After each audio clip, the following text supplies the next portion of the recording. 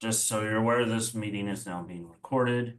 And the reason I'm doing Zoom instead of Teams is because Zoom's a lot easier for me to send out the recording after the fact than Teams was, because even with IT helping me, I couldn't remember it, and I get an email from Zoom saying, "Hey, your recording's ready to be sent out." So there we are.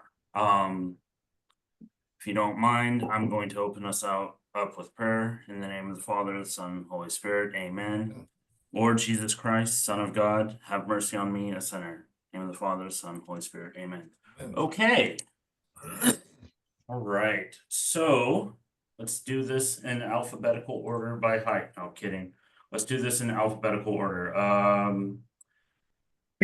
Amarillo doesn't have anything to update because I didn't find out who it was until 5 minutes before this meeting started. So there we go. So I guess that puts Austin first. Okay, well, let's see. I'm kind of a little overwhelmed, I guess. I didn't really have many notes I put down because just barely made the meeting, I guess. But things are going like usual up here, I guess. The same things we struggle with, we continue to struggle with. But thanks be to God, a lot of good things are happening too. We I've been networking with Catholic Prison Ministries Coalition, and they have reached out to Austin and San Antonio as well with a reentry program that's been working well in other parts of the country called One Parish, One Prisoner. And so we've been networking with them, and we've got a team of volunteers out of one of our parishes in Austin and hopefully another one. And it also works with other faith denominations as well with this program too. And the intent is to connect with a person who's getting out of prison and coming to our local community there and working with them about 6 to 8 months out of time to get out of prison and then welcome them, picking them up, bringing them home, working with them, getting them settled in, and just walking with them for about 2 years as they come out of prison. So it's still, in progress and all of that. We're still having meetings on how that's all going to take place and all, but that's one thing that's going on up here in Austin. I don't know how well it's working in San Antonio. I know that they're a pilot program of that as well. So these are two pilot programs, Austin area and San Antonio area. Again, it's the organization is called One Parish, One Prisoner. It initiated out of Seattle, Washington, I believe, up in that area. And so that's one thing we have going on. We did have looking at retreats. We had a retreat, a Kobe retreat in January at the Hughes unit, and we've had a Mary Magdalene retreat there for ladies at the Old Daniel unit, and just last week over at the Hobby unit in Marlin. And our primary services are going real well. It seems that we're getting the increase of the faithful coming, people coming to our Catholic services each week, and our faith formation programs are running well. We also had a pretty neat deal too. We got a new chaplain at the Lane Murray unit there in Gatesville. It's a women's unit there, and the chaplain and some of the office clerks asked if we could bless the chapel. So we did a blessing of the chapel there last week, and that was pretty neat. So that went well. Ash Wednesday services, we provided distribution of ashes in all of our units there too last week with all of our volunteers, and that was a busy day on Ash Wednesday. The Hughes unit up here is had a mess, man. That's our men's unit up in Gatesville, about 3,000 inmates there, and we had a couple guys who it didn't make news or anything, but a couple guys who did try to escape. Of course, they didn't make it very far. They didn't get off the ground. So and we also had a murder there too, stabbing, and guy was killed, and had some problems in the G5 facility there, 8 building. It's been going on for a pretty good while. They've been able to block their doors, and when they've been put in cell, and they're getting out and causing harm to other inmates, and officers have been hit here and there, and that murder that took place, stabbing, just kind of put the icing on the cake. So the warden there shut that unit down. And it's the first time he shut it down so hard that we, as CBCAs wasn't even able to go in. So nobody, no movement at all in those units. And they moved everybody out of that building, about 260 guys that was housed in that building, G5s. And they moved them to two different units. And I'm not sure which units they are. So some of y'all may have got some of them guys. But they moved them to two units. So that building's completely empty right now. And I was out there yesterday. I got parts ordered for these doors to go through all these doors and make sure that they're securing right. And before they do any movement back in there. And then, I don't know, rumors got it that they may use this for an ICE facility too, on illegal immigrants, criminal immigrants, to be housed there. So I don't know. Anyway, this week's first week we went back in. Yesterday was my first day there for just restricted housing. Services won't take place till next week. So Hughes unit's kind of a mess up there. So what else? I think that's kind of about it. I'm just a little concerned. I don't know where we're going in the meeting, but just a little concerned about our Catholic material again on the tablets, how we can get more things on there, and also some of the things that are on there. I'm getting kind of questioned quite a bit in the restricted housing areas, especially with things that's on the tablets that are very anti-Catholic. For instance, Amazing Facts is all over there, and they're just beating up how, satanic and corrupt and everything else the Catholic Church is and all of that. So we got a lot of bad things on that content. So I don't know how to get that corrected, but that's just some of the things that's going on in Austin and some of my concerns as well. So that's all I got. And you're about to have a new bishop soon, That's allegedly. correct. Yeah, y'all getting our bishop down there, Deacon Alvin. Yeah, he's coming back home to Galveston, Houston. He's very, very committed to prison ministry. So I know that. Every time I see him, he's asking me, he pulls me aside and asks me what's going on. So you're getting a good bishop down there in Galveston, Houston, as far as prison ministry and that. And he visits our ladies out on death row every year, and been with me a few times for some services and things we did, and been in restricted housing and things like that. So yeah, he's very involved in the ministry there. Yeah. I Pray tell for a us for a new story. bishop. Yeah, too. Yeah. I tell a story about him. The first time I actually didn't serve with him. The guys in the unit did. I was getting ready to go into prison, the one I was assigned to when I very first started, and I hadn't even been ordained a deacon yet. And I see this priest walking across the parking lot.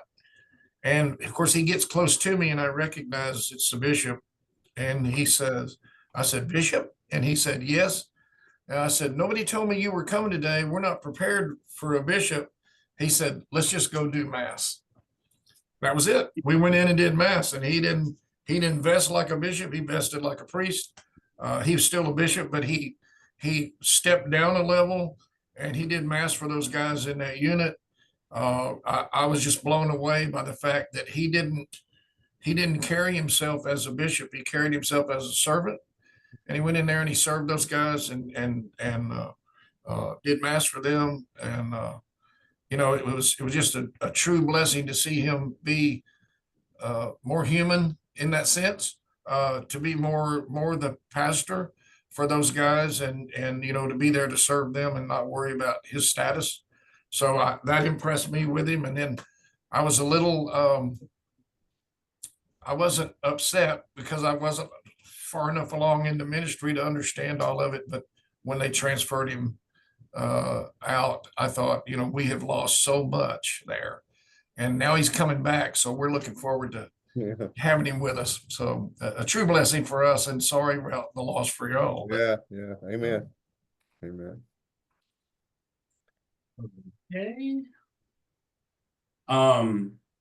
I did invite just now. I did send a text message to Deacon Jesse Guerrero of Amarillo to invite him.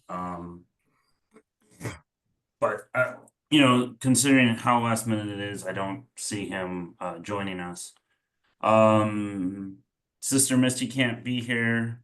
She's in a diocesan day of reflection down in Beaumont. I didn't hear anything from Brownsville. Didn't hear anything from Corpus. Is anyone from El Paso on board? No, right? Okay, moving right along. That would, if we're doing this alphabetically, which apparently we are, that means we're up, Alan.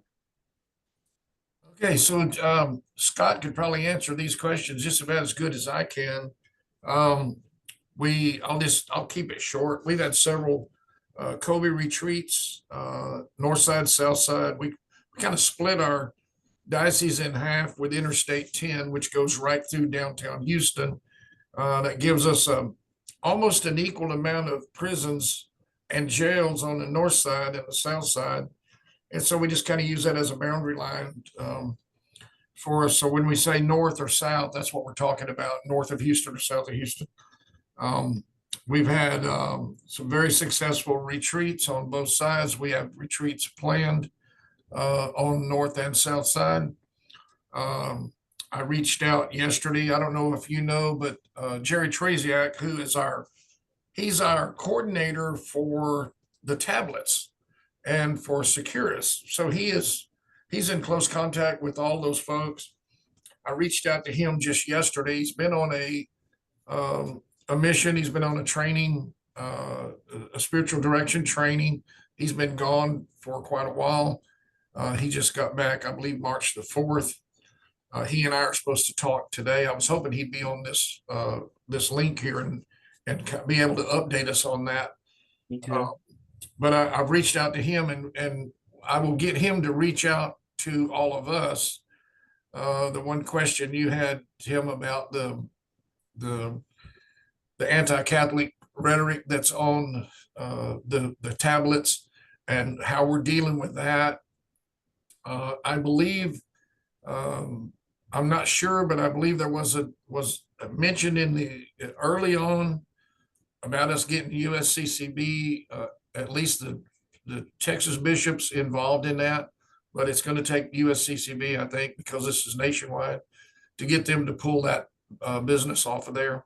I don't know if that's going to be possible or not, but we're going to have to approach it some way.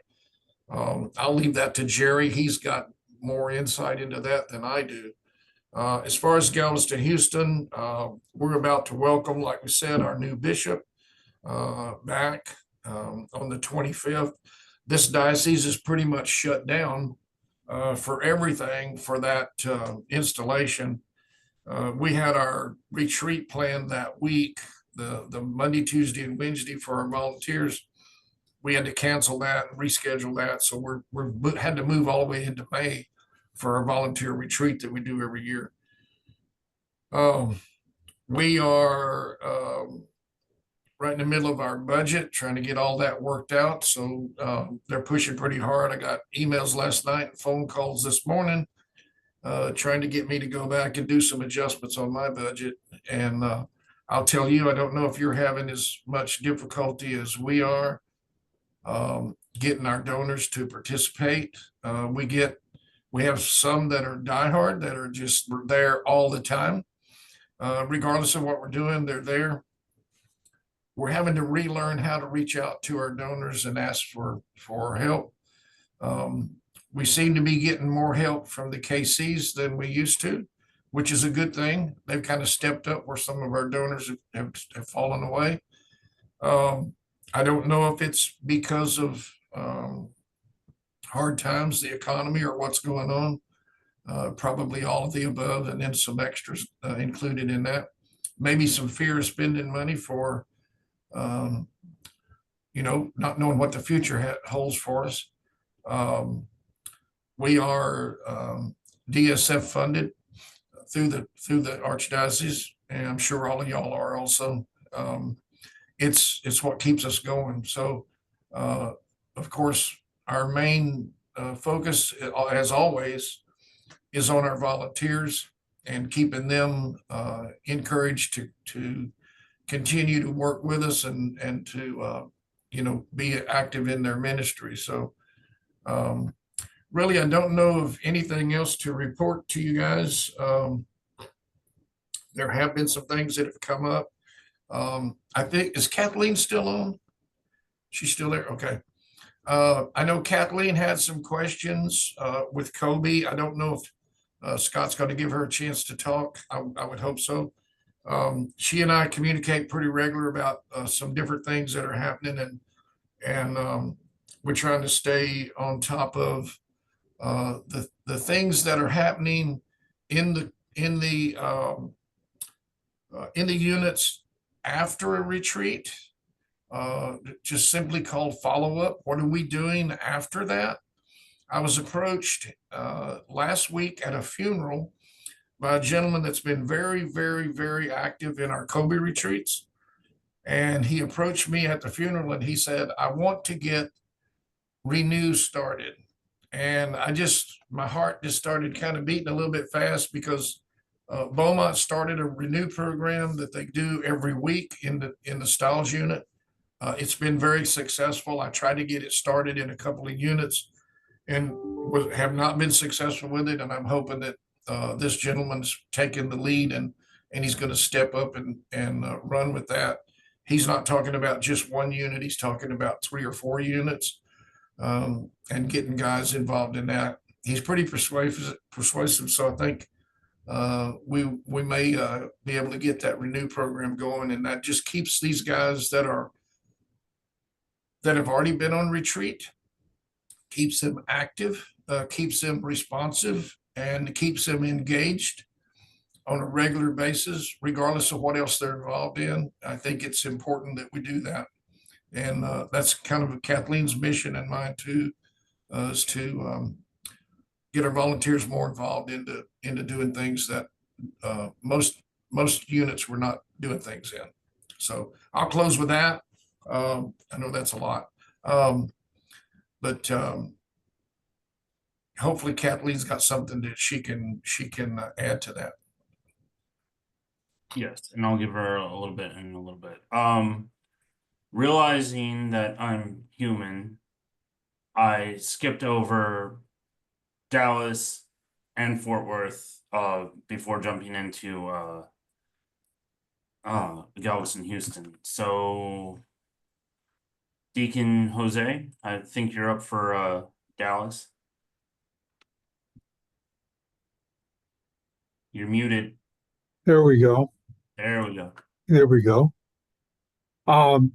I really haven't been keeping up too much with the state prisons, except for I only have 2, which is or 3 actually, the Bonham, and I have Hutchins, which is Choice Moore and Buster Cole. And but I do have people that are there. Right now there is at the Hutchins unit is Gary Garza and Deacon Larry Harmon. And if we'll get a report, we can get a report from Deacon Harmon, the Deacon Larry. And I'm just glad to join in and see what's going on. And thank you all for sponsoring this. And we'll go from there. Deacon? So at the Hutchins unit, seems like a lot of stuff's been going on lately. And I assume that probably all of us are aware of all of the changes going on in TDCJ with the change in special volunteers. Has everybody heard about that? Recap it for us just in case. Okay, well, it seems that they're beginning to try to reinforce or enforce the maximum of 4 times per lifetime for special volunteers. Now special volunteers will have to be vetted by Huntsville before being able to come in as a special volunteer. They have to provide their full driver's license numbers. And for those that are coming in on a retreat, they need to have their information into Huntsville at least 30 days in advance. Knowing how rapid Huntsville works, I would say probably 45 days to get them through the Huntsville process. Just to be sure, if you're depending on special volunteers for retreats, there's really no change in approved volunteers in terms of their access to the units, which is a good thing. And from my perspective, it's going to be very beneficial to get as many people trained as special as approved volunteers as we can get. So we're going to start working on that. Again, that process for approved volunteers is pretty slow also. Even if you go on in-person training, it still takes 3 months, sometimes 2 months. It's just kind of sporadic how long it takes to get approved. We had a meeting with the chaplain about some of the other things that are taking place in terms of changes. There are a lot of new forms being put out by Huntsville, and the food donation forms have changed, and food donation requirements have changed somewhat. There's still two food donation form and a personal property donation form for things that come in on a retreat. And very interesting thing, we put in a request for a photo request, a media request for Bishop Burns when he came to our Christmas morning mass, and we were rejected, which it's a very unusual thing. It's like I asked why his request was rejected, and I didn't get an answer. The chaplain said, well, it was probably because they were thinking it might be used for religious purposes, which sounds like total BS to me, but it's all fallout from the stuff that happened at the unit up here in Tennessee Colony with the person that came in and did a lot of video, unauthorized, unpermitted, and posted it on YouTube immediately, which really shook up Huntsville. But the media release form is a new form also. And they say it takes 30 days. Again, I do not trust Huntsville with their 30-day requirement to get approval on a media form. So we're at least going to be at least 45 days in advance. Also at Hutchins, we had a very interesting meeting in the chapel.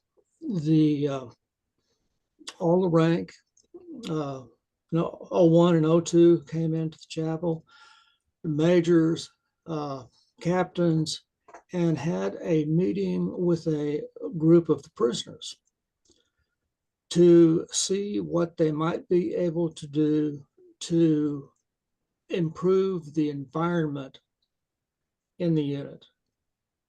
I'm sorry, Deacon Larry, lawnmower went off. They had a meeting with a group of who? Prisoners.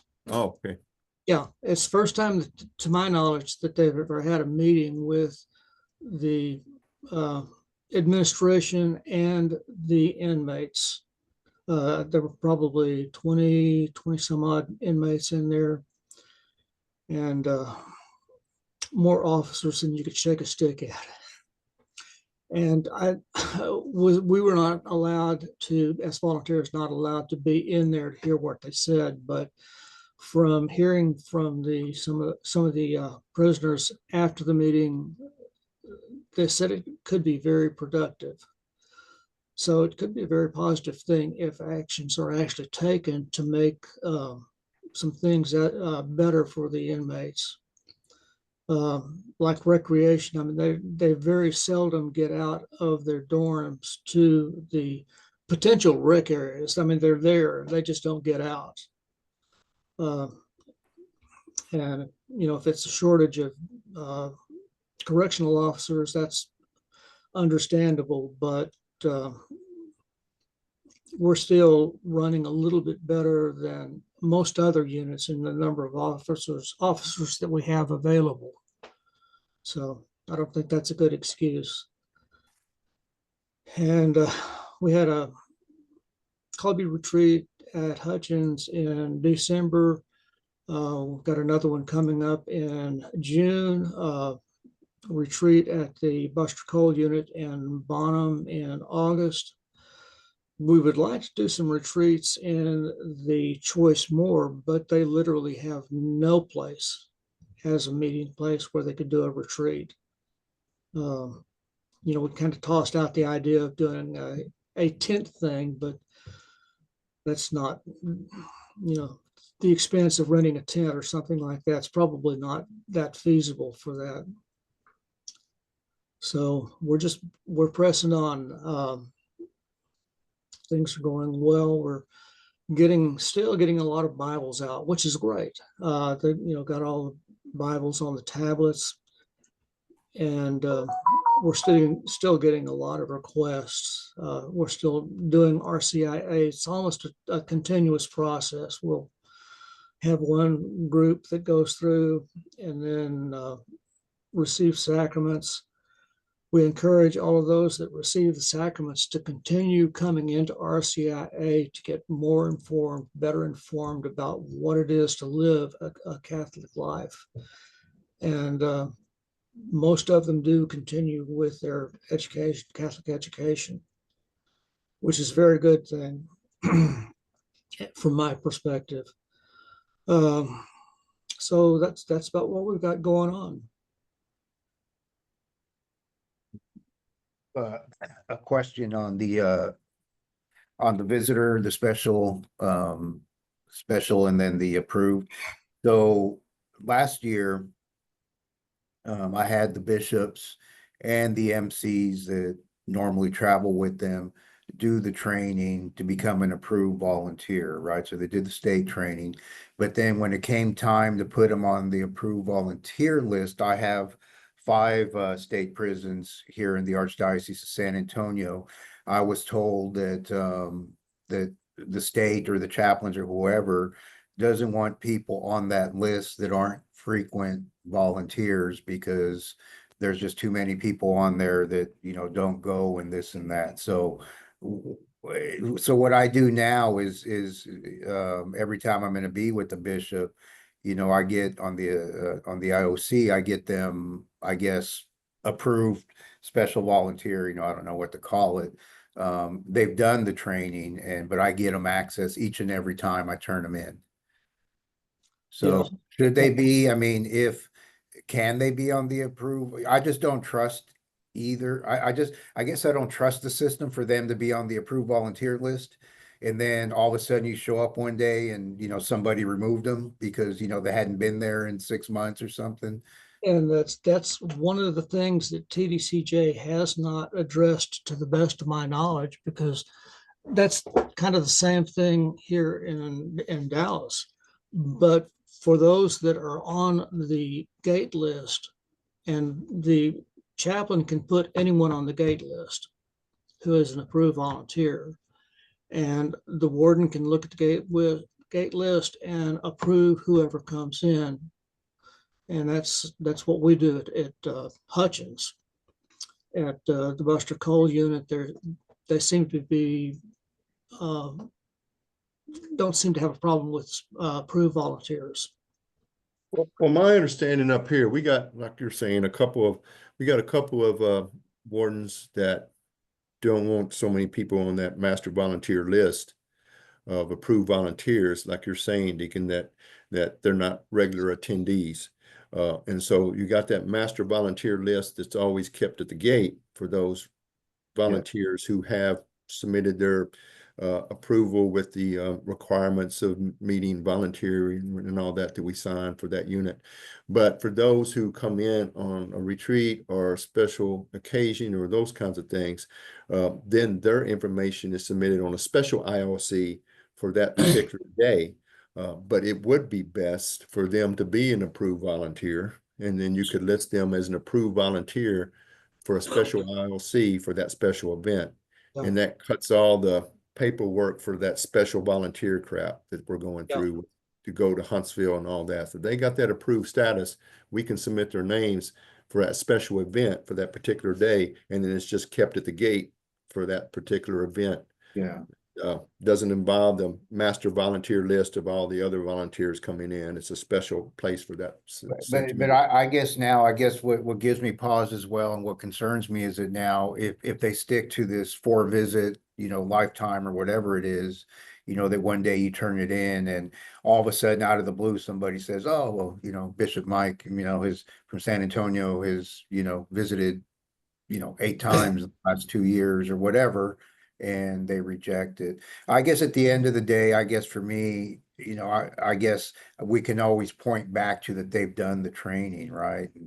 And if that's the case, then put them on the approved volunteer list, but, again, I just don't trust them. I don't want to show up with the bishop and, thinking they're on an approved volunteer list and now somebody took them off. But, we'll continue to work through that. Yeah, But I'm going to encourage them to keep their training up because, at least to be, well, and I think now they're requiring the special volunteers to do that training, right? yes. Right, okay. Yeah, and Bishop Burns here is also an approved volunteer, so. But so far, there has not been any mention of any problem with him Yeah. coming in. Of course, he doesn't show up, just like show up to go in. Yes, exactly. It's always prearranged. And Yeah. Yeah. and make sure that everything works as smoothly as possible. Sure. So one thing you would need to keep in mind is that even as strict as Huntsville is so far, the warden has the right to override. The warden can make a decision. One of the policies that's been in effect for years is that you cannot go back into a unit that you spent time in. And I've had more wardens open the gate and let in ex-offenders who have served time in their unit to come back, not as a volunteer, but to come back on retreat and serve on that retreat and do a talk. They see the benefit of that, and so they open the door and let them back in. It's a special permission entrance, not something that happens on a regular basis. And, it's just like our cardinal. I don't know how many times, probably, I'm going to say 50 or more. He's been in different prisons, and in his span of being the cardinal here, he's never taken any training. They allow him in because of his status. So not allowing a bishop in because he's a bishop, as long as pre-arrangements were made, I don't see an issue. As long as it's scheduled, for him to just show up at the gate and say, I'm here to do, a confirmation or whatever, and not, or just to walk in and say, I'm here to do mass, that may create a conflict. But as long as your paperwork is in order, I think you're going to be okay. One of the things, they cracked down on volunteers. Remember, there was a time you could go 4 times a year, and then they made it 4 times in your lifetime. But they didn't hold us to that very hard. And now they never kept records. Yeah, they never kept records, but now they're starting to keep up with that or keeping track of it. I don't know how they're so shorthanded in Huntsville. I don't know how they're keeping up with anything. But like Larry was talking about, that time frame to get things done, you get your paperwork in time. The last retreat we just did here on the south side, that chaplain requested their paperwork and the list of volunteers as soon as they set a date, which was almost 60 days out. He said, get your paperwork in now. They sent it in. There was some old things on their list, and he rejected it because of that. They had to go back and tweak their list and send it back to him. I'm glad that he asked for it early, simply because had they sent it in right at the nick of time, and he would have rejected it because of the liquids that were still on that list that they forgot to take off, they may not have had time to clear everything for the retreat. Another thing they did to us on this last retreat, they asked for anything that was going to be paper to be sent early so that they could go through it. And that included the guys that were doing talks. If they were going to have their talks written out, they had to send them in early so that they could look at them. When they got to the retreat, to the unit, then they could recover their talks. All of that had to be there for them to drug test the paper before they allowed them to even have it. They could not bring their talks in with them when they came in. So that was something new also. They've just squeezed down on that. So just remember, we're in a no paper, no liquid environment there now. So you need to get your guys to think ahead and think outside the box on a lot of this stuff. And just keep reminding them, we've got to follow the rules because we're in their house. And the last thing we want them to do is cut a program or cut a volunteer simply because we got negligent and didn't take care of business. It's just like driving without your driver's license. Why would you do that? It doesn't make any sense. So why not follow the rules that they set up for us? And also remind your volunteers, that's why you're where you are. That's why we all do what we do. We are the gateway, so to speak, between our volunteers and TDCJ. And some of us, maybe not all of us, but most of us are able to negotiate what those volunteers need way easier than they are. Now, there may be some volunteers that are better at that than you are, but you should know who they are. But when you've got especially new volunteers that step in and think they want to change the world, you know how it is. Next thing you know, you got an issue. And so we have to, it's our duty to stay on top of that and make sure that our volunteers are following the law. Not only TDCJ, but your diocese also. Your bishops have rules set, standards set for the way they want things done. It's our responsibility to make sure that we follow through with that. So we hold a real crucial role in that, and making sure that not only are our volunteers being treated fairly, but they're following the rules, and that we're following the rules that our bishop sets in place for us to follow. And we may not agree with all of that, but we still have to follow that. Yeah, no doubt. Just stay on top of that stuff. It's crucial. And when something comes from TDCJ that I object to stuff all the time. I don't like the way they do this. I don't like the way they do that, but I don't have a choice. I have to work through that, and I have to make it fit my diocese. I have to make it fit what Cardinal DiNardo says he wants done. So, we do things a little different than other places. So you're the lead person that tweaks that, and nobody else has that responsibility except for us, all of those that are in charge of whatever your correctional ministry is called in your diocese. That's our responsibility. I tell people the buck stops here, because from me it goes to the cardinal, and once it goes to him, then I may have an issue if I'm not trying to follow the rules and obey what he's asking us to do. So just keep all that in mind, guys. All right.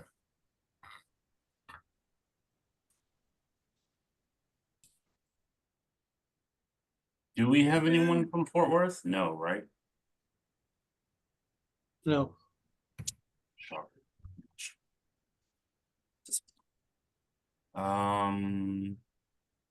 Anyone from Lubbock?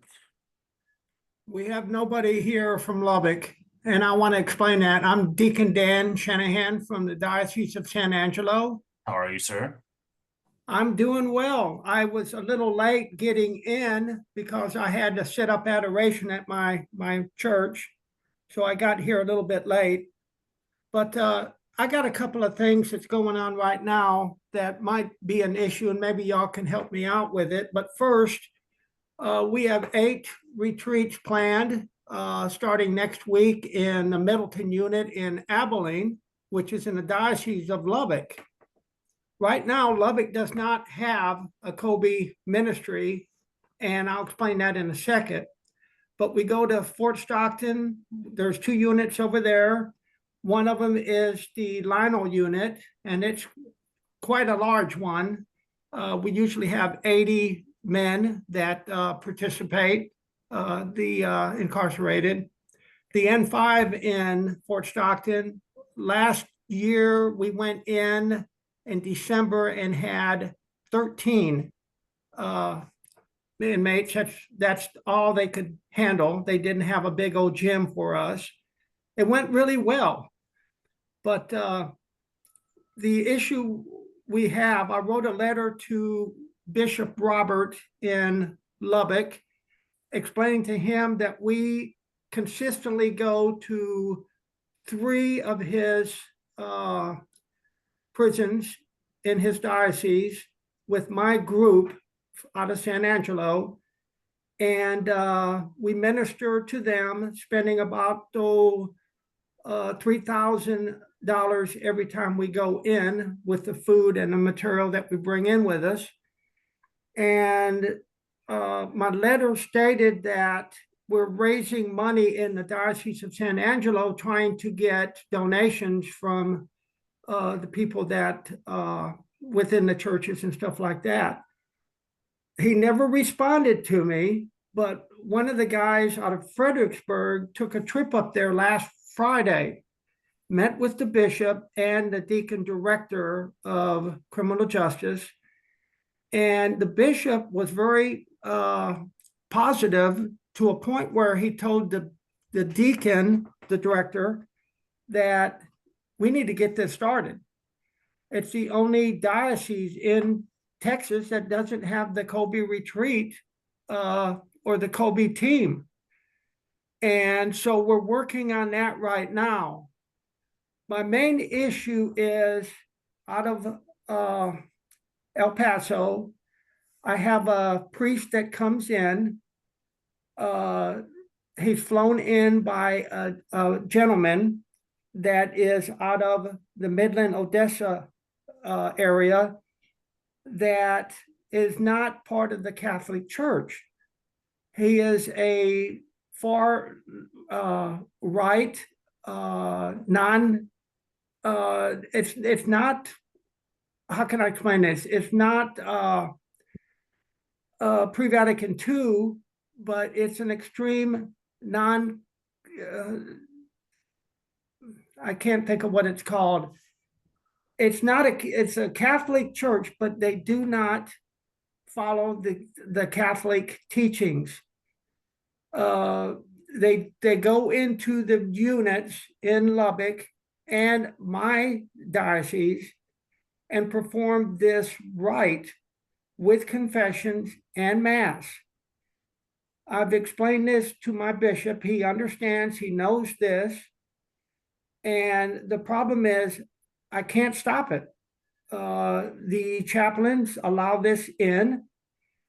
My issue is trying to explain to those that are incarcerated, to let them know that if this is their only option to receive communion and hear confessions, then I have to allow it.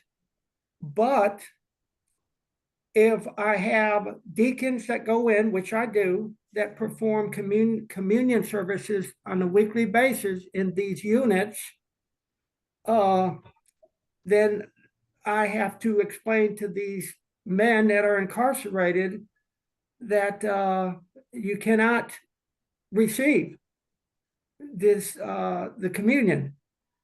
What, have y'all ever experienced any of that going on in your diocese?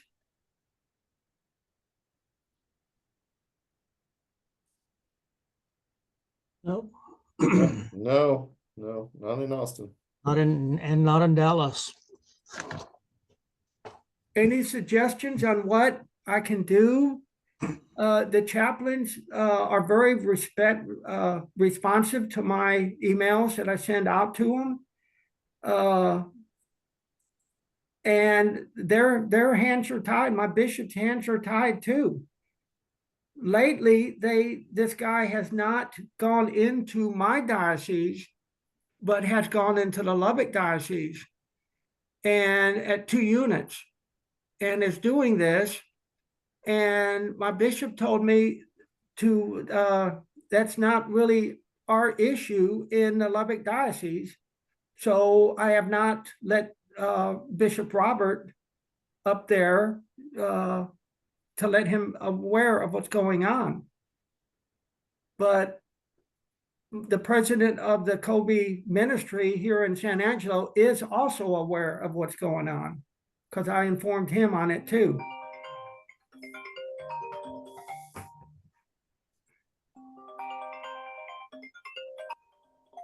We haven't had that problem here in Tyler Diocese either, but you do need to follow what your bishop says. I don't know about the other guys. Yes, that's what he told me to do. I gotta take this, guys.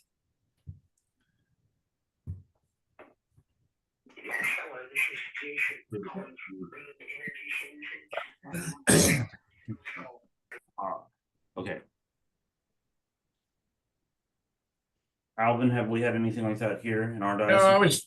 we haven't had any interference in correctional ministry with anyone except, I mean, a few years ago, we had a guy that was, he went kind of off the track, but he was Catholic. He was following a Byzantine rite, but he went kind of off in his own direction. And as soon as he got started with that and we figured out what was happening, we were working on trying to get him expelled from the prison units. He was going into 3 different units. And before we could do it, he did it to himself. He went into a unit and they called for a lockdown and they escorted all the volunteers out, and he went outside the unit. Even after he'd been told to leave, he went out of the unit, went around where there was another gate and went in the back gate. Somehow or another, he knew the guard, went in the back gate and caught him again in the unit. And when they caught him inside the unit, there was already a controversy with him and a couple of the offenders inside. They caught him in the unit. He was actually in the cell block preaching to them in the cell block, in their cells.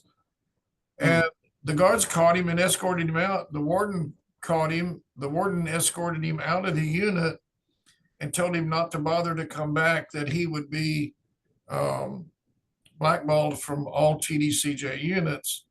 And he was for about, I'm going to say, maybe a year.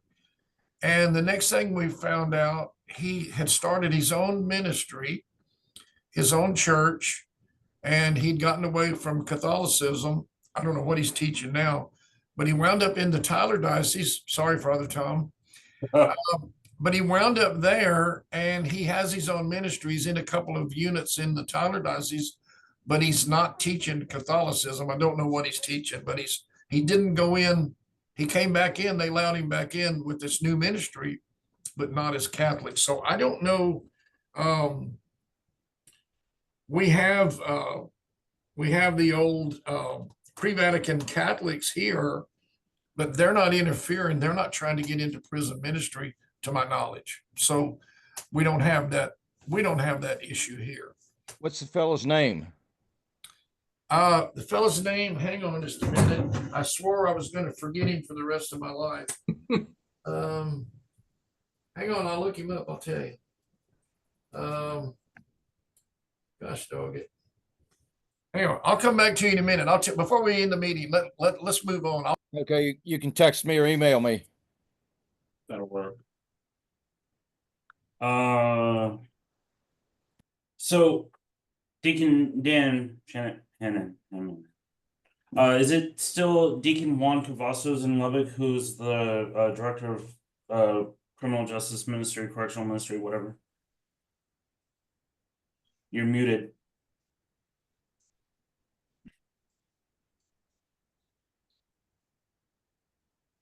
Yes, that's him. He's also the director of the diaconal studies, and he's also the director of the follow-up with the deacons that so he's got 3 jobs going on.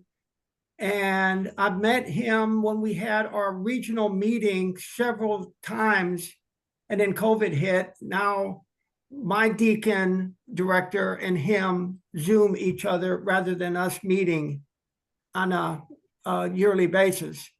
Okay. But yeah, he's the one that the bishop told him it's time to get this going. Because I've been using 2 deacons that's helping me out in that diocese whenever we go to the various units up there. I do have priests that help me out from their diocese, with an exception of the Abilene, which is also in the Lubbock diocese, those 2 units that we minister to. Okay. Sounds good. I do know,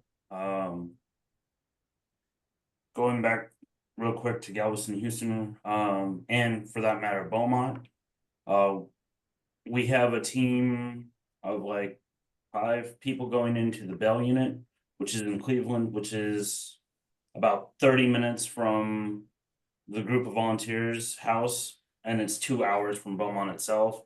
So we do have them going in. They do a communion service, and they've started working on the OCIA process there in the Cleveland unit. And they're working on getting a Colby retreat set up there as well. I just remember that as I was doing my mileage for Deacon Alvin. You don't happen to have that priest's name, do you? The one that is, I don't want to use the word schismatic because that's not entirely accurate, but the one who's not necessarily in full communion with Rome. Let's put it that way. No, I do not have his name right now. I got it somewhere. I'm at home rather than my office because I had to rush. I could not get online at my church because I didn't have the information to log on. I know him, but I don't have his name here at my home. Not a problem. But I don't know the name of the priest either. The guy is financially well off, so he flies this priest into the Midland, Odessa area, and then they travel to these units to perform this. It's called the PX. Yeah. Okay. Hey guys, this is Deacon Jose. I'm sorry I have another meeting that's coming up and I have to leave. Thank you very much for the meeting, and God bless all of you, and have a super Lent. Thank you. Thank you, Deacon. So it sounds like he's Society of Saint Pius X. Right. Which they are not in full communion with Rome, if I remember. No. My when I went down the rabbit hole one time on Wikipedia, okay.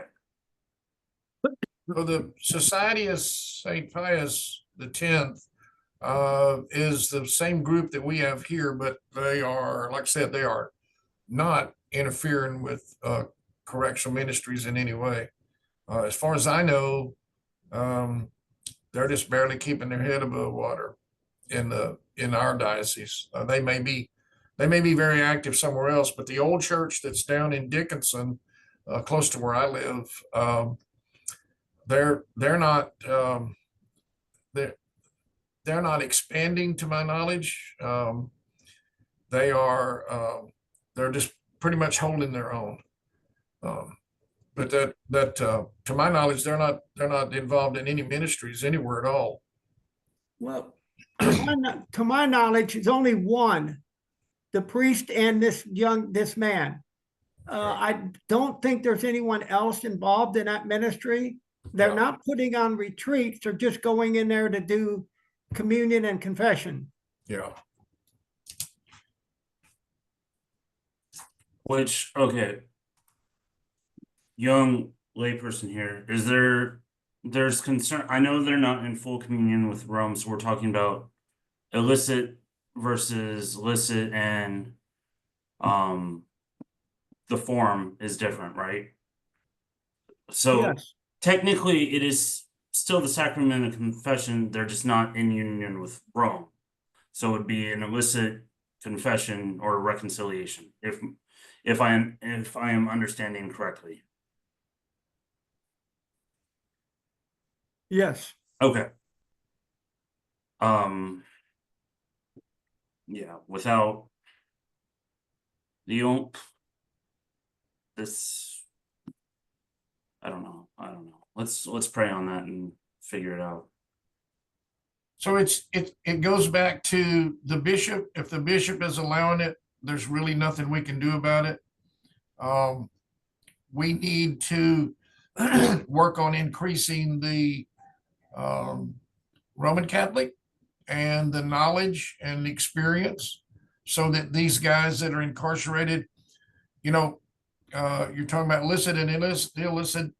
If they don't know the difference, Right. if no one's teaching them the difference, then it's not their fault. They're going to confession with the full intent in their heart to do confession.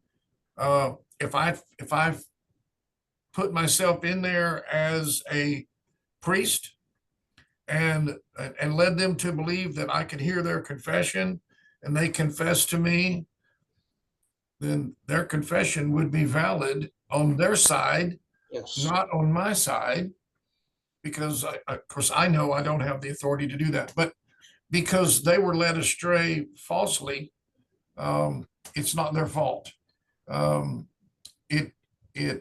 Once we bring it to their attention, then it is their fault once they learn. But if they're being led astray by the wolf in sheep's clothing and they don't know, it is their responsibility to learn, but they can't learn if they don't have access to what's available for them. So that's why it's so important for us to make sure we keep everything true and honest and out there so that we can make sure that they know and understand what it is that they're being taught. But if your bishop is allowing, or their bishop is allowing them to receive that, then there's nothing else we can do about it except get enough volunteers to get in there and teach correctly what's going on. That's it. All right, Scott. I know we've been here a long time. Moving right along, I don't see anyone from Laredo. I don't see anyone from Corpus.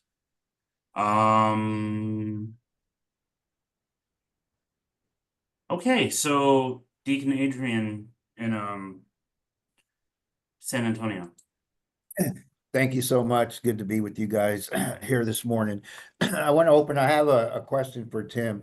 You mentioned that this one parish, one prisoner program is being piloted in San Antonio.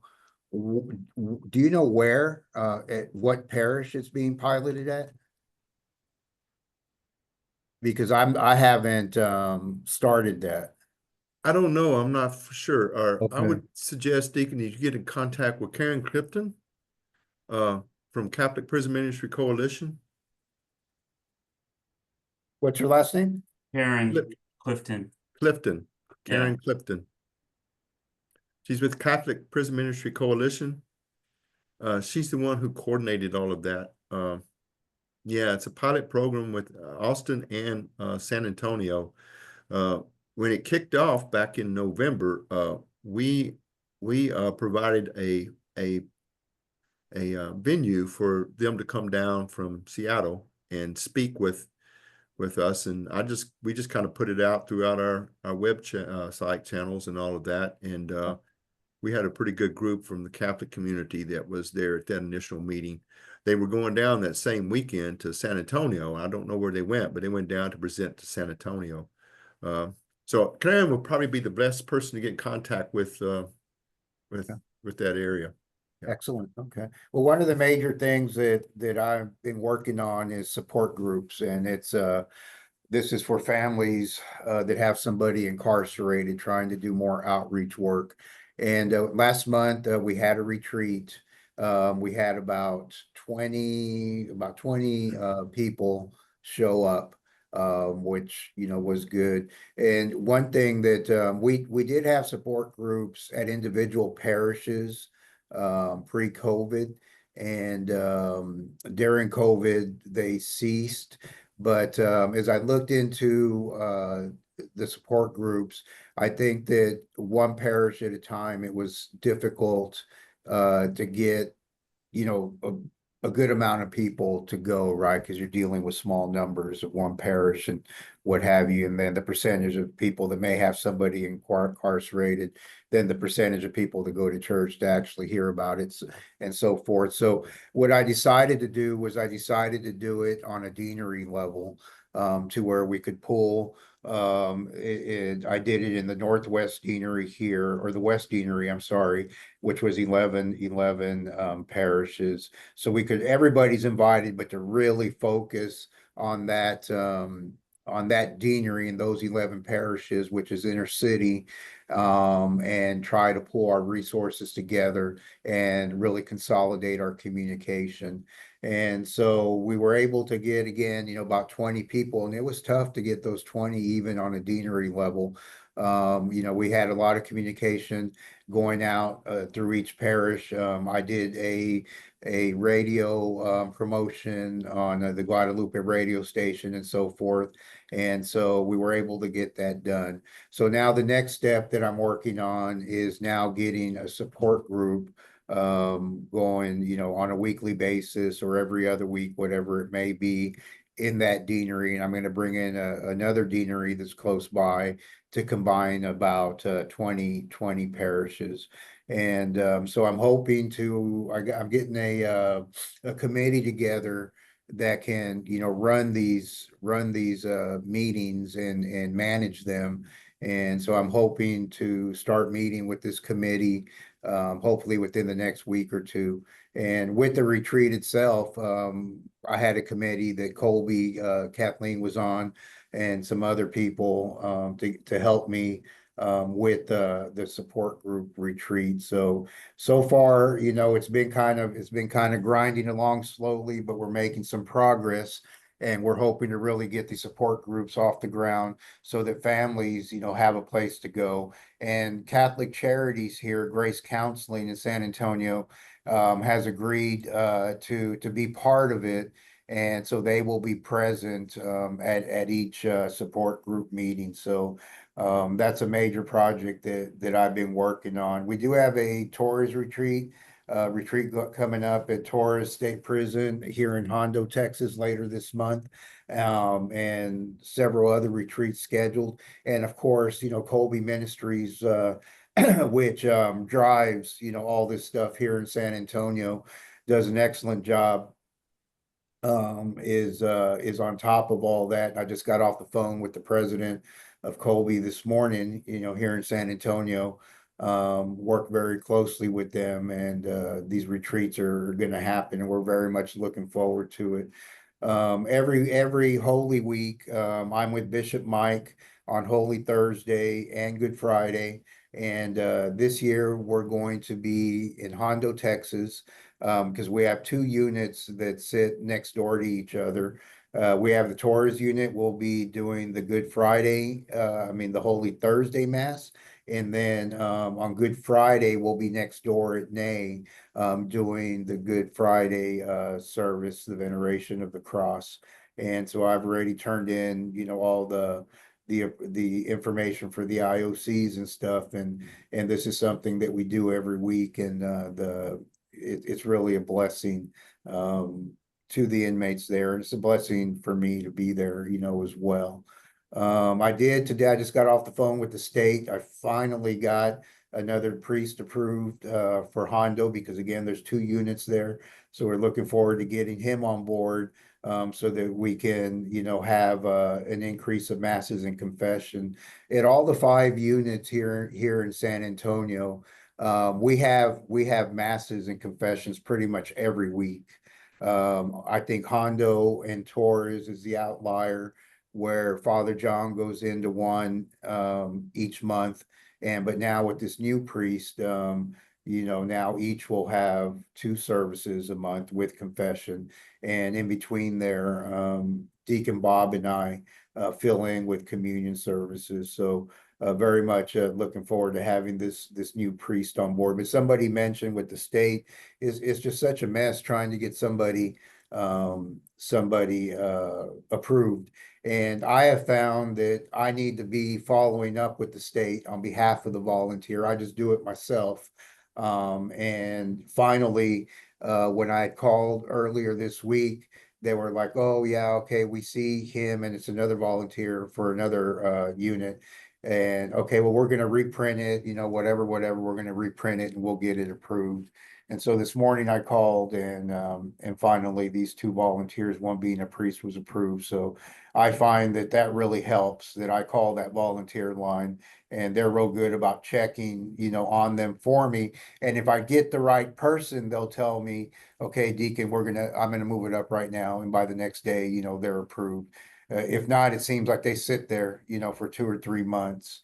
And it's tough on the volunteers, because sometimes you may lose them, right? Because they're just sitting there waiting before they can go in. At Ash Wednesday, we had all the units covered. Colby was around, and individual parishes were around. I spent the day at a treatment center here in San Antonio, and then I headed over to Bernie to a Kendall County jail, and we were able to go to each pod and distribute ashes. So that worked out very well. The inclusion program that Kathleen from Colby had proposed is on the agenda for the meeting that the bishops here in Texas are having. I believe it's on the 28th.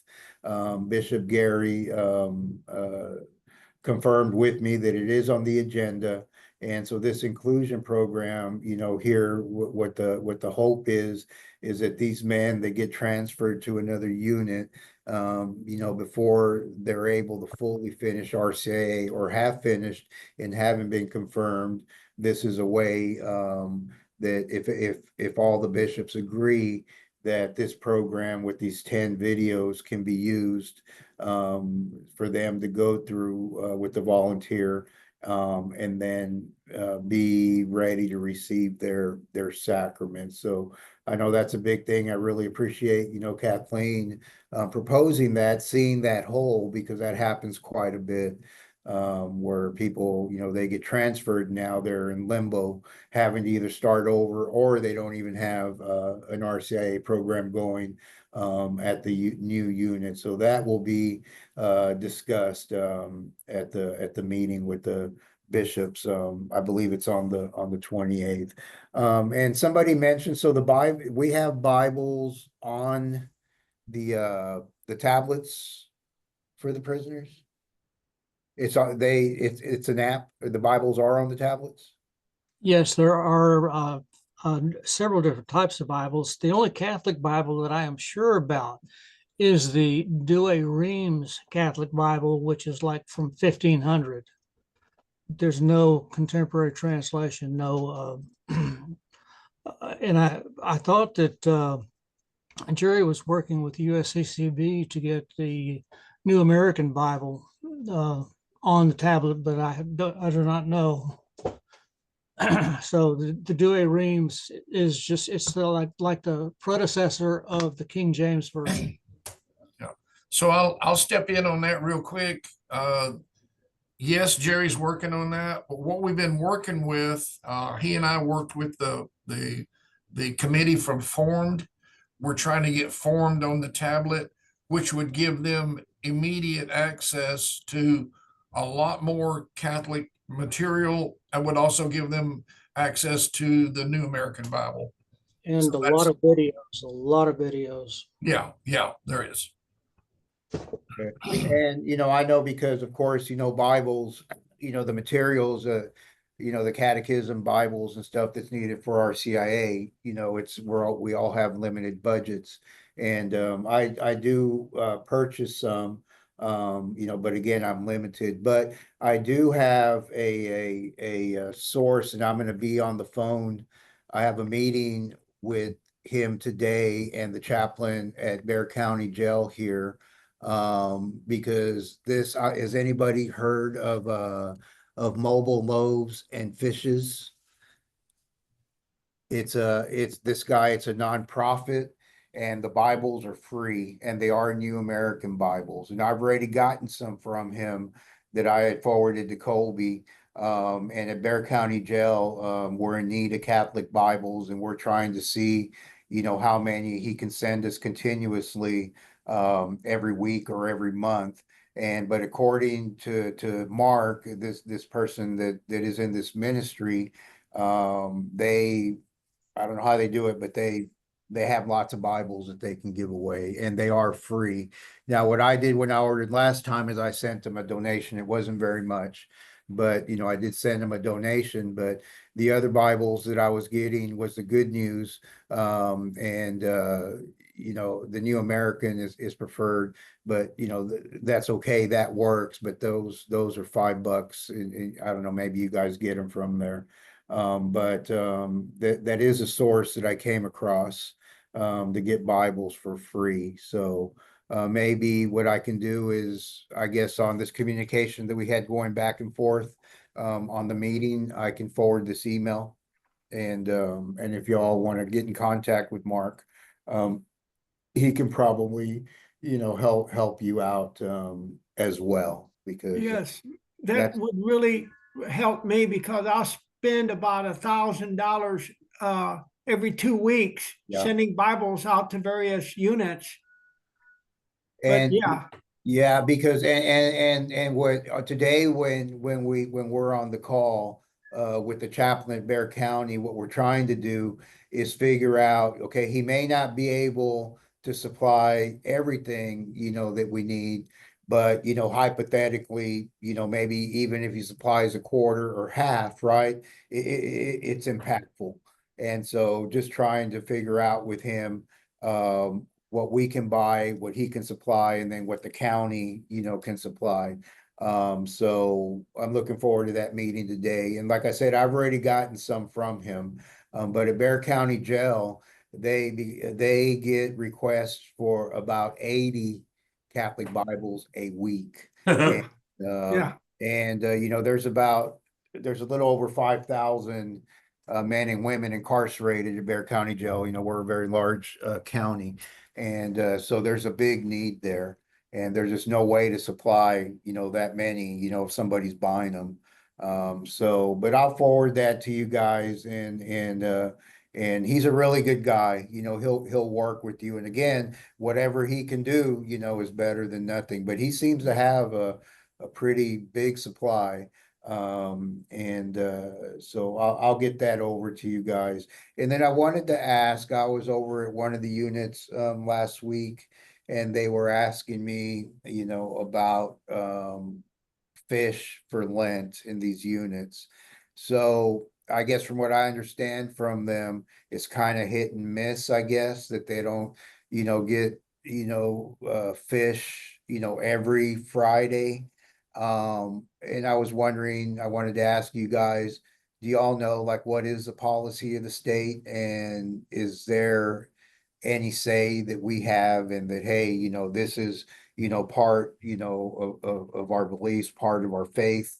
I don't know if they accommodate other religions, like during Ramadan stuff, but do you guys know anything about that? Do we have any control over that, I guess, at all? Deacon Alvin, I know you're ready to go. Yeah, that would be the answer to that would be no, we have no control at all. I'm going to say, for most of us, I think, regardless of what we want and how encouraging we can be sometimes. It all boils down to the warden. He makes a final decision about everything that happens in his unit. And so if that warden happens to be Catholic, or he's married to a Catholic, or he has sympathy for Catholics or something, then there's a good chance we'll have fish on Friday. Otherwise, it's whatever they come up with. So the menus are determined by whoever, but the warden would have the final say in that. So if he wanted it to be fish on Friday, I guarantee you, it would be fish on Friday, but it's going to go back to the warden and his final decision. Yeah. So get in tight with the warden and convince him that, fish is the thing for the season, It doesn't have to be fish though. It just can't be meat. So they Yeah. do Just have an can't be- option. Right. It would be Yeah. a non-meat. Yeah. Yeah, I mean, they could They give do them have the Johnny, option right? for religious vegan Yeah. in some cases. Yeah, I mean, they could give them a Johnny, peanut butter and jelly, or something, Yeah. But, and I think too, because, there is a lot when we were talking a minute ago about the priest, that's going in there and hearing confessions. And, Deacon, you were right on, right? That, people go in there and, if they don't know, right, they have the full intent, their heart's in it and everything. But I find that I have to do a lot of educating in these facilities. And, this thing with the fish would be one, right? Because I mean, and a lot of these guys, they get so caught up in stuff, right? Like say, for instance, you're gonna have a communion service, or you're gonna, especially a communion service, right? Because, you're not gonna have confession, right? Because obviously there's no priest in there. And people, deny themselves coming up for the Eucharist. Well, because I haven't gone to confession, right? But it goes back to the same thing, right? It's like, well, look, this is, and the church teaches, this is no fault of your own, right? Right. Here on the outside, if I don't go to confession, that's on me, right? Right. Because I'm making the decision not to go, with them, they don't, they confess directly to Christ, don't deprive yourself. And then the next time the priest is in there, go to confession. And I think with the fish, especially that these guys are always hungry to begin with, if there's not an option, I mean, they need to understand that, that again, that's something that's totally out of their control, right? Right. And it's important that they know these things, because they get really caught up in this stuff. And again, they don't have any control over this, and they can choose, to fast on that day or whatever, that's what they choose to do. But you're hungry, and that's what it is. It is what it is. You eat it. And again, and I think it's important that we educate, on these types of things, because I see this a lot, at least in the units that I go to. But I just thought I'd ask, because again, I mean, I know we can't dictate and say, oh, well, you guys need to serve, fish or another option, right? Other than whatever you're going to serve that day. So, as somebody mentioned earlier, we're volunteers, so, we don't want to shake a tree unnecessarily. I disagree with you. I Yes, disagree Father. with you greatly. Yes, We, Father. as Catholics, we need to teach the people that fish is a matter of fast and abstinence. And if we give up meat, if we take something else that's just as good, what have we given up? We need to teach them the penitential, the sacrificial part of the fast and abstinence. And yes, it's good to have fish. We've got, my council, my assembly, 2 different groups, 2 different cities, they've got fish fries, and they do that. But we've got to have a penitential part of it that the people know, and the people need to be participating in the penitential thing. And going and fighting for fish, that's not being penitential. But yes, we need to make sure that they eat sufficiently, but we also need to have penance in there. I agree. Yeah, Father, so Father, I just to make sure that I understand, so, you know, again, we teach, right, what Lent is, right, and what we do during Lent, abstinence, and then, of course, things we want to add, to be better, for Lent and beyond Lent. So, again, if there is no other option, I mean, we teach them that, yes, this is what we do, but if there is no other option, Father, I just want to make sure I'm understanding you correctly, right? They should eat, or I'm sorry, or they don't. They should There- fast from meat. They should Okay. abstain from meat, period. Now, yes, the church says that we can eat fish, and in fact, my doctor has told me fish is a very good thing to eat. And yesterday, I purchased 3 double of fish that I can cook very easily, and I'll probably eat them before next week Thursday, when I can go back to the store again. Because my doctor has told me eat meat, and fish is okay. It's good for you. But we need to teach them to have a penance, and that penance might just be walking silently. It might be smiling. Yes, yes, I agree. It could be Yeah, something else. yes. But the church law says abstain from meat and then fast on certain days. And we shouldn't fight for fish. The abstinence needs to be there, and there needs to be something that the abstinence is. Yeah, I agree, Father. Yeah, I mean, yes.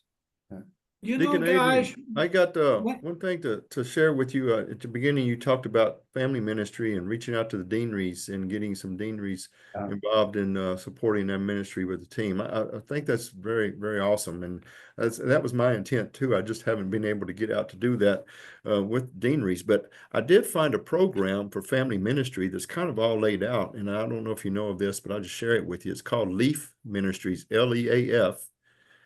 LEAF. It's a Catholic ministry. It's out of the Diocese of Cleveland.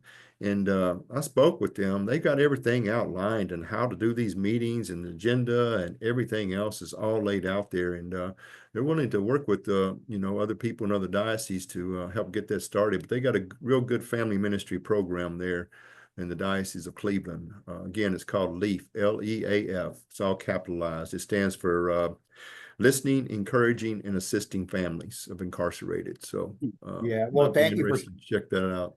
Yeah, thank you for sharing that, because, we're building this thing from the ground up. And if there's something off the shelf that works, and that would be great.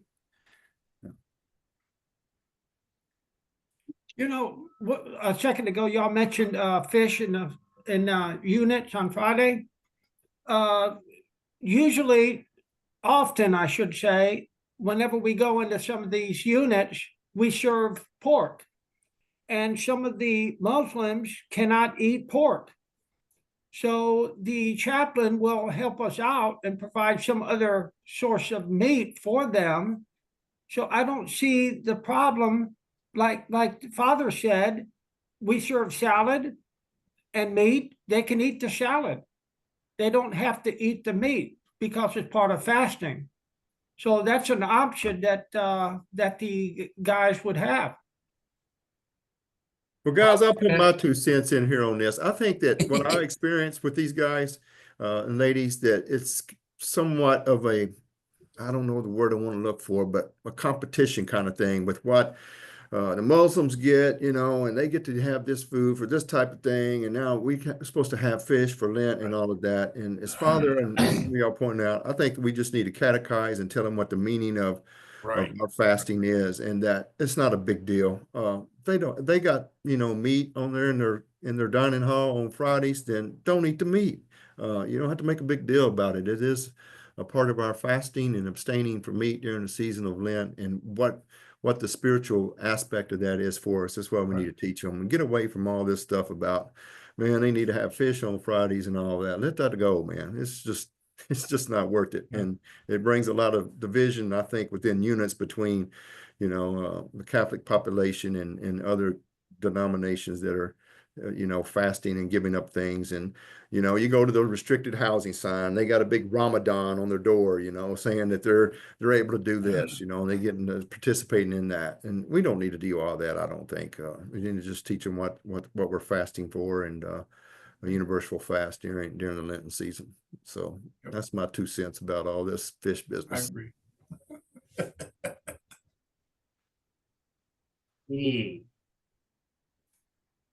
Before I'm ambiguously moved to Tyler, does anyone else want to talk about the penitential aspects and the fish and to the incarcerated? No. No? Let's move on. No. Thank God. I mean, no, I appreciate all of your input on this. Father Tom, I know wholeheartedly you don't speak for Tyler, but you're also the only person from Tyler. My question is, with the advent of your new bishop who came from Dallas, Bishop Kelly, thank you. Memory serves. Is it still Father Carlos that is the criminal justice or correctional ministries contact? I didn't hear your question about Father Carlos. So with there being a new bishop, granted he's only been there for a week, is Father Carlos still the person we need to contact? No, Father Carlos is not the person we need to contact. The director of criminal, the director of prison ministries has left our diocese and is now in Diocese of California.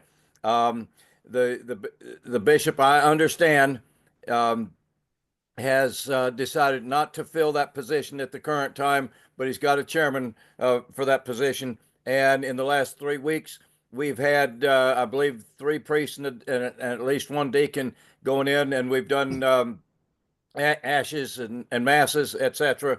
Things are getting back to some normality where we will go into every unit.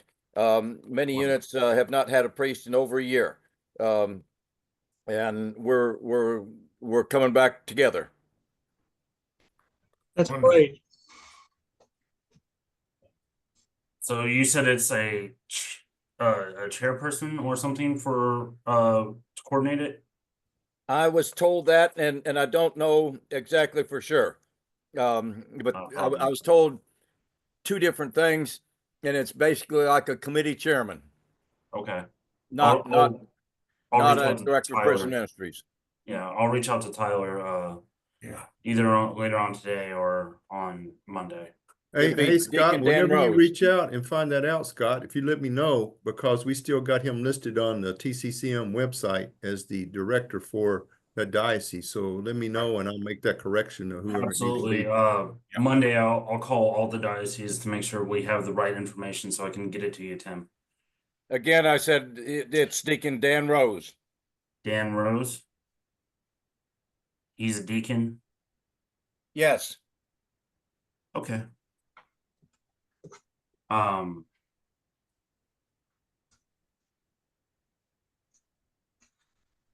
Okay.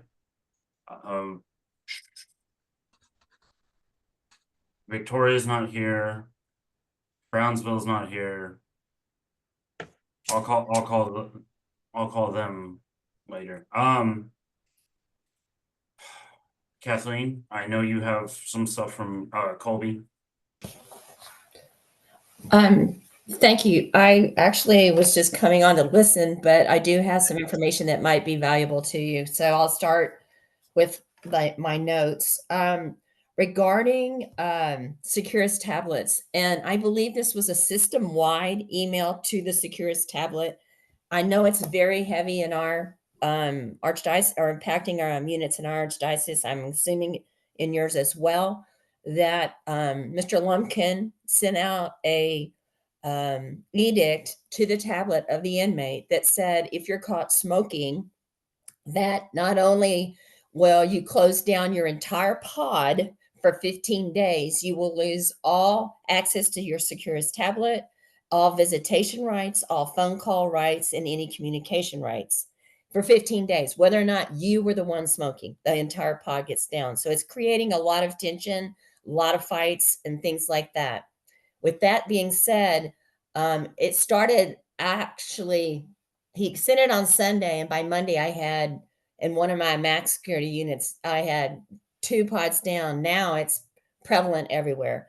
So it's very inconsistent. It really interferes with your ongoing formation opportunities, your participation at mass and stuff, because they also lose the right to attend primary worship with that edict. So you need to know that. Second of all, I know we talk a lot about Securus. I'll just give you an update from this side because I'm pretty heavily involved with it for the Colby side. EWTN is a partner with us as well, and they have been pursuing a contract with Edovo, which is primarily the Catholic content provider at this point. I don't know if you've talked to your actual individual unit inmates to get lists of things, but we have a pretty good idea of what is available to an inmate and what is not as regarding Catholic content. But we also understand that there is not a architecture that is very pro inmate when you do searches. So, for example, CDU has provided all of their content on Edovo. So these men can go in and do classes, get their level 1 catechist certification and all of these things, but they really have to mine to find what they're looking for. That being said, we, in our conference calls with EWTN, made suggestions. They had invited us to make suggestions. So we provided them a list of categories that we felt would be beneficial when they start loading their video once that contract is signed. And it is my understanding, I got a message from them that the contract was signed by EWTN. It's now on the desk of Edovo. And so we're made a lot of progress there. All of the initial content from EWTN is video-based, video on demand things that they have. They've agreed to, they don't have the bandwidth to put everything out there frequently, but they have agreed that they will put daily mass, not daily mass, Sunday mass on Sunday. So it'll have the current version of mass. That's the one thing they can support. Down the road, as they build the bandwidth, they will then encourage get daily mass, which is live, streamed on there, I'm assuming.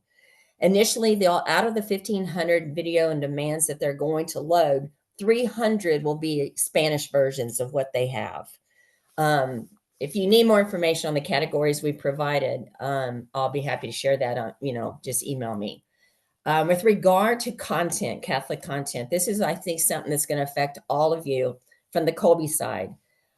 Apparently, there are a lot of prison ministries out there, but we are really advocates that it's no good to us to be Kairos. We need to be able to offer immediately following or before we arrive to these mission locations on content that is either established where people have classes, they have access to content, they're doing things collectively as a community, whatever, or they're having regular mass and confessions. So as part of that, we have been preparing a ongoing formation guide, and it will be a list of best practices. I'm in the final versions of that. It's going to have everything that can be available to them, from the Dominican lay and Benedictine lay to Fulton Sheen to all of the Ascension content that we've been given. Now, I'll share further. Deacon Alvin may or may not know all of this, but these publication houses are seeking us out because they do not want this content that they're rebranding to go to the parishes.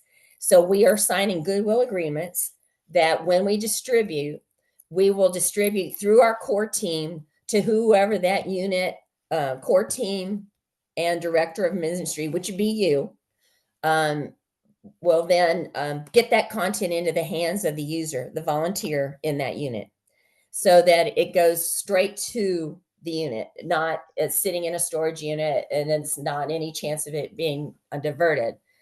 Those are in final process. We'll be putting that out to the core teams as soon as I get that final document done. And I know Deacon Alvin, you've missed out, but we're pretty close. It has turned from a 4-page document to 17 right now. So I'm getting paragraphs and summaries and links and all of that put in there. So I think that'll help all of our, not only our core teams who don't really necessarily understand the value of that one contact person. In our diocese and in our core team, we have a volunteer coordinator for every unit. So that person links up with Deacon Adrian.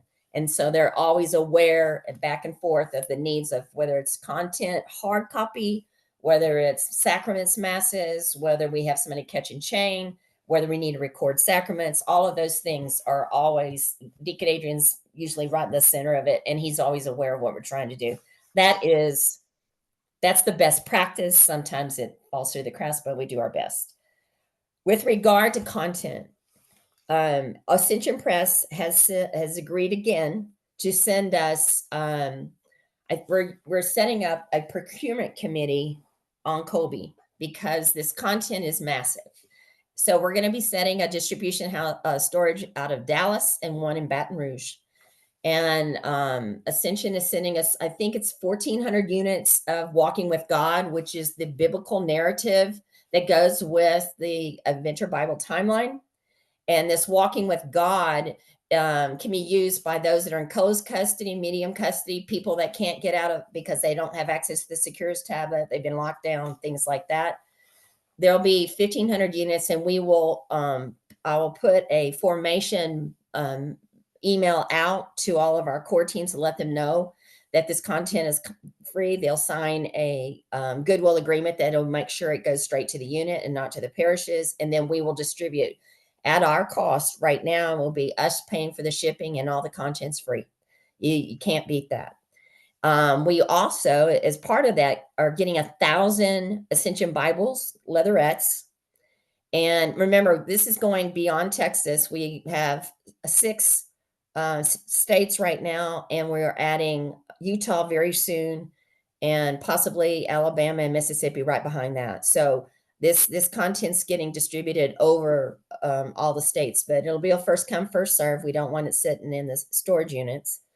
The additions to that, Paulus Press is they're in a quiet period right now, so I can't give you all the details, but they are being assumed by another company, publication house, and Prison Ministry is not going to work the same way. So I'm in contact with the initial person that I was talking to. They went to their head guys of the new company, and they are shipping us. As a matter of fact, we are negotiating right now with trucking companies to pick up all content out of their warehouse. And this is not just Invitation and Invitation, which are going to be several thousand units we'll have over 1,000 units of Invitation and over, I want to say 500 units of it in Spanish.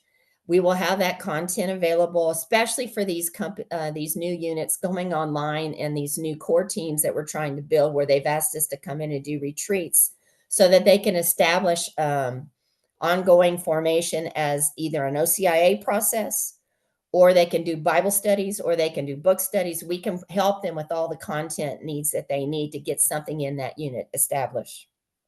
In addition to that, Paulus has all kinds of different publications that I was not aware of, from discipleship to conversion to all these things. They're sending us all of it. So once I get the complete list of the inventory that's arrived, I'll also put that on our website so that when we send that announcement out, that the core teams can contact us on behalf of their director of prison ministry for that diocese and say, this is how many units of that they would like to distribute in their prisons. And we will get that distributed out as soon as we get it. There is another deal whispering behind the scenes that will be also a very big deal. And I can't speak to that yet, but once we have those pieces, it looks like if we do this right, that as these new publication houses come online and they need to do reprints, rebrandings, all of this type of thing, that they will look to us to be a distribution source for that content instead of destroying it. So I wanted to put that out there. Any questions so far? I'm talking very fast. I apologize. You've been on the call for a long time. Any questions so far? Sounds pretty amazing. Okay. The next thing is, I don't know if you guys know this TDCJ wise, but I had been really hard on my chaplain to say, look, we have 8 field ministers in my unit. That's in my max security unit. that it's a pretty big deal. And we just got 2 more. So I have 3 Catholic field ministers out of the 8. Well, in the meantime, I have always been promoting, I need somewhere with these guys to go. I do from serving as a sacristan to leading as a facilitator to doing all these things.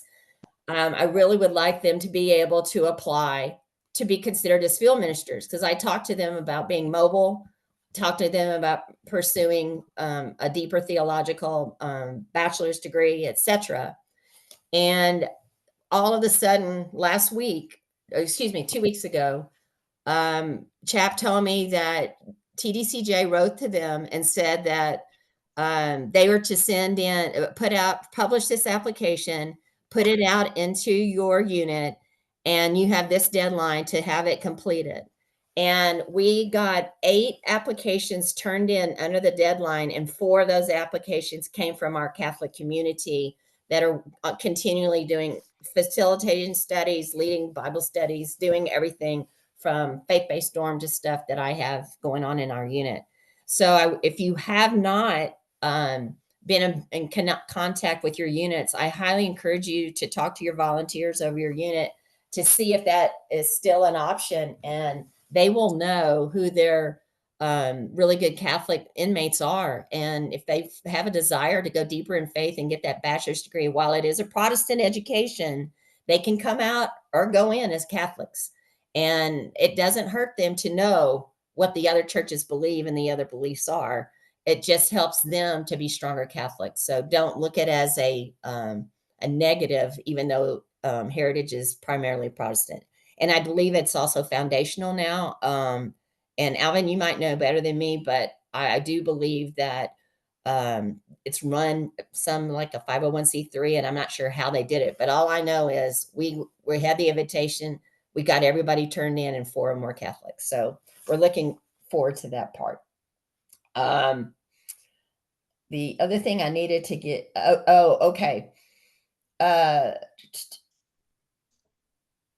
I don't know if y'all know also, with this, we're in our complement, we're less than 20% in our maximum security unit of what we're supposed to have at correctional officers. So a lot of times they'll use that to try to cancel primary worship or anything like that. I have found out that they cannot, this is a TDCJ policy, they cannot cancel primary worship for an inmate unless their classification prevents them from attending, meaning closed custody, like G5, that type thing.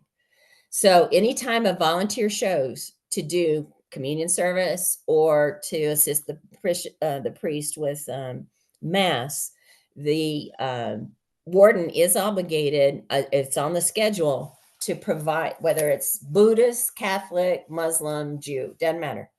They have to provide a way to get those inmates in. Chris Carter came online at our unit with the chaplains in attendance, not to speak. And he spoke directly to the wardens, telling them there's no excuse. G4s included. G4s, as long as they're meeting in a neutral spot, not in a general population location, but like in a chapel, they can attend primary worship. So we no longer have the same issues that we have, and it's made a huge difference in the number of men that we have coming into the OCIA process. We're going to have a pretty good summer as far as getting men confirmed, and actually a couple of baptisms in there as well. I do have a question on a form that y'all were talking about on the paper talks for Kobe retreats. Is that policy that y'all were talking about, because we're doing a retreat this week, and that did not come up in any of our issues regarding with inventory or the paper talks or anything like that. Is that just by unit, or is that actual TDCJ policy that now says you can't bring in a paper talk? I'm not sure if that was instigated by the chaplain or the warden in that particular unit because of the paper policy. But I do know that they required everyone 2 weeks ahead to submit all paper, regardless what it was, even their talks. they had to be submitted. And they said if they were not included, they would not be allowed to be brought in. So they were, I'm pretty sure that was just the unit, but I was just saying, be prepared for that. If you're doing talks, make sure that your guys are going to be okay for bringing their paper in for their talks. So that's that's unit to unit, but they're still sticking to that paper. You know, they're holding hard to the paper and the liquid both. Come here. So I did want to touch on one thing, Kathleen. You talked about oh darn, I lost my train of thought. I got too busy talking about the other. You were talking about this the Paulist and them reaching out to us for all these things. Have they give any indication to you? I know because I struggled with them here in the last few months about that. Actually, we got all their content out, and I've already got yours earmarked. You don't have to worry. I got you covered. No, I was wondering if we had talked to them about giving us some kind of. They are not going to do that. No, they're not going to give us permission to do that. No. So are the people going to pick that up? Yes, and they're going to sell it. So they'll publish again invitation, from what I understand, but it'll be on the parish, individual, commercial side, not prison ministry side. So we'll work on that relationship when it comes. Okay. So does that mean somebody needs to write a new book? No. That means you got a lot coming. I know you do. Yeah. Okay. All right. My next thing I'll make another comment about what something else you talked about, and then I'm going to get out of here. For almost 2 months, and I did not know this because of my volunteers not divulging information, in one of the units, they had the chapel gym combination in lockdown, and we couldn't access it because they were housing men there that they had some kind of virus, and they were housing them in there in the gym. Excuse me. And one of my volunteers finally sent me an email and said, we haven't been able to do a service there in 2 months. I immediately sat down and sent an email to the chaplain, to the warden, to the district director and the district chaplain, telling them that they were in violation of TDCJ, their own rules, and that I didn't care how they did it, but they had to provide service, even if they had to split us up into smaller groups. And we did multiple services. They had to allow our volunteers to come in. The chaplain shot me back an email right away and said it wasn't her that did that. It was medical and the warden that did that. And the next day I got an email from her telling us the gym was cleared and we were good to go. So don't be afraid to stand up to your chaplains and your wardens. Don't be afraid to go over their head. Don't be afraid to call them out, because when they make a decision that goes against TDCJ policy, not only are they violating their own rules, they're violating the rules of our Catholics and what they're allowed to do. So don't be afraid. Chris Carter said, if you have a problem, call me. I'm not afraid to step up to his level and say, hey, I got an issue. But I go up the line, I follow through, I try to bring it to the chaplain, bring it to the warden, but when it gets to become an issue where we are being overrun, I don't mind stepping in and bringing it to other people's attention. So don't be afraid to use your position to bring it to the attention of other people higher up. They may not know that there's something going on because primary service has been canceled. That may not go all the way to Huntsville. They may not know that service has been canceled. 5 other religious organizations were being allowed to do their service in schools, in the Wyndham school classrooms. We were not being allowed to because we had too many people. And I told them I didn't care. we'll split that class in that worship service into 2 or 3 groups if we need to. If I have to come there on Saturday and do 3 services, I will.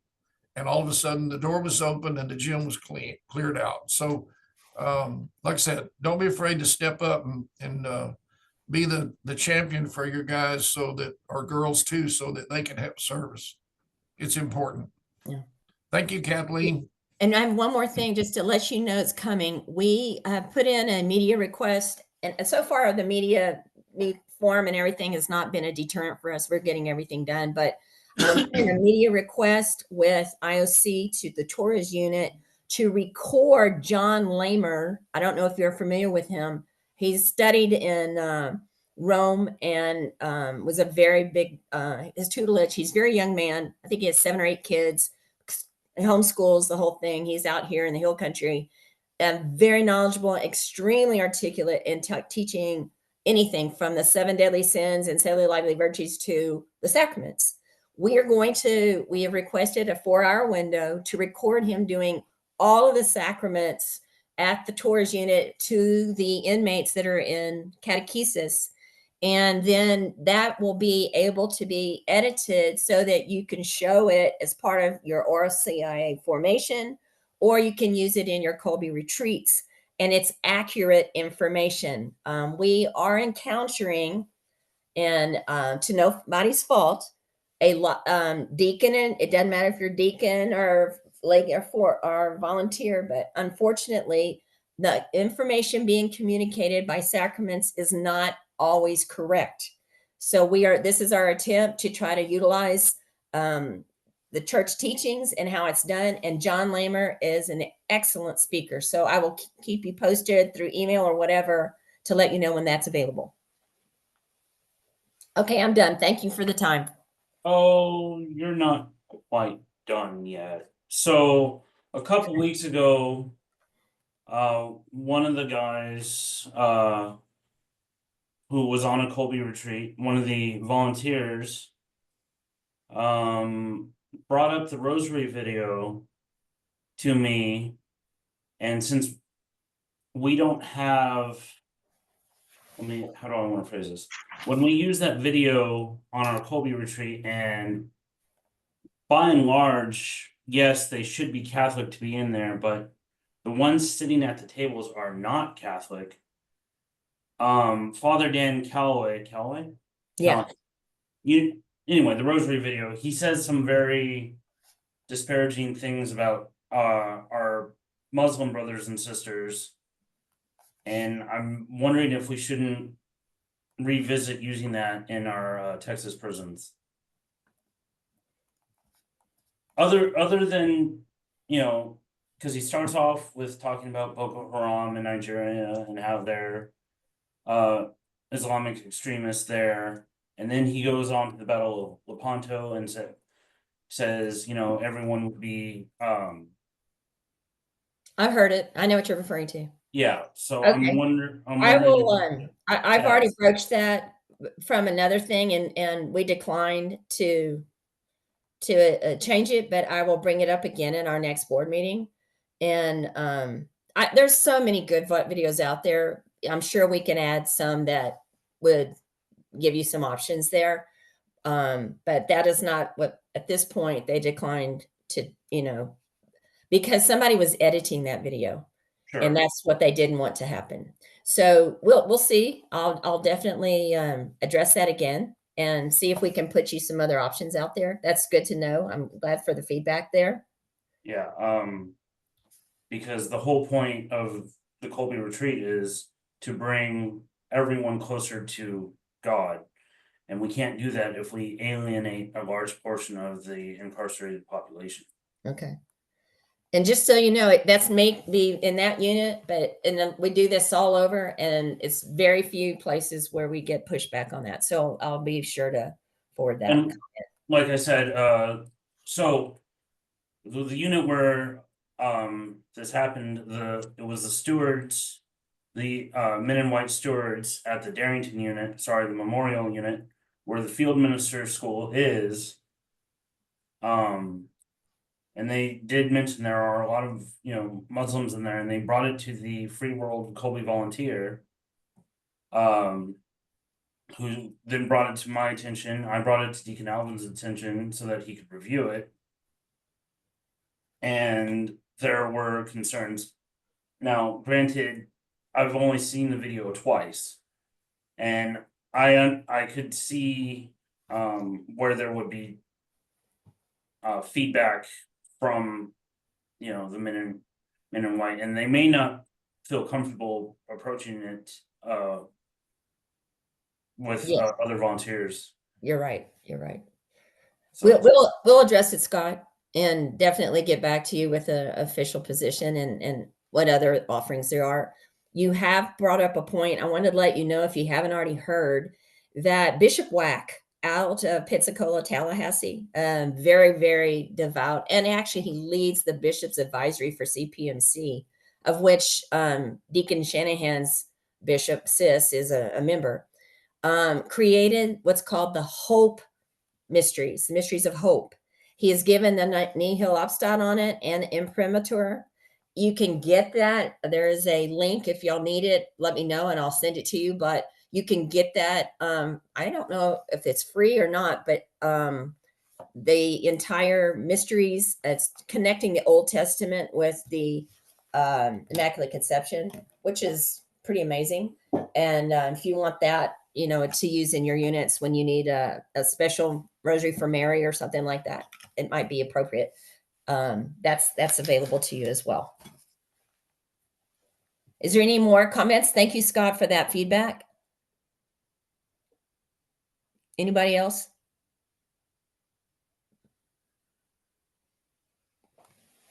Okay. anyone have anything else before we close out with a closing prayer? Nope. Okay, I'm gonna pick on Scott, I'm sorry. One thing. Go ahead, Kathleen. I think Deacon Shanahan is referring to the excess or the St. Pius ordinance. I just want to make sure that we're all on the same page. I believe that Pope Francis lifted the excommunication for confession in 2017. So they can have the approval of the bishop and the ordinary to witness a marriage. They can't do it, but they confessions are approved. So everything outside of that is what Deacon Shanahan said. And that's probably why their bishop is saying it's okay for them to do that. Still would rather them be catechized and understand if they're following the Roman Catholic faith, that's what they should stick to, and kind of avoid the other if at all possible. Definitely. Yeah. It's a confusing matter no matter what for any Catholic, even the free world guys. Yeah.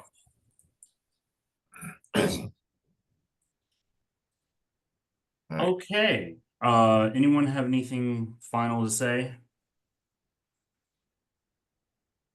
No?